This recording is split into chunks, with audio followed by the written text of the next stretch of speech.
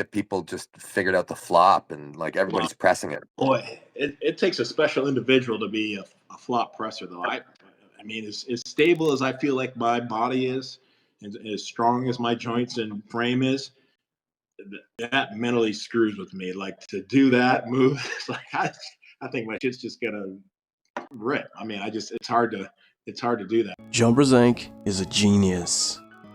Guys, we just recently had East vs West 14 that on the co-main event, we had the match of John Brzenk versus Leonidas Arkona, which many are saying that it was the highlight of the event. And you know, a lot of people saw this going one of two ways, either John dominating Leonidas' wrist, and because of that, having him beat, or Leonidas just holding John on a hook and gassing him out to win this match. And well, to our surprise, none of that happened.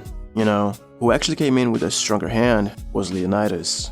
And honestly, it totally makes sense. Like, have you guys seen how much Leonidas lifts on the pronation lift? Last time I saw it was around 77 kilo. So, I believe because of that, he managed to get John's wrist. And John himself said, after the match, that this is not his regular style of pulling, and that he will need a few months to recover from that. But, if you ask me, the reason why John won this match was because of his geniusness. Like, as John himself said, he is not used to pull on a flop position. But yet, he found himself in a position on where his opponent had a stronger riser than his, leading him into having his wrist cracked back. And if we look to the position that John was in, it was not the most optimal to pull on the flop. You know, John was a bit open, and it seemed that all Leonidas had to do was to climb up to a press to finish it. But somehow, Leonidas didn't.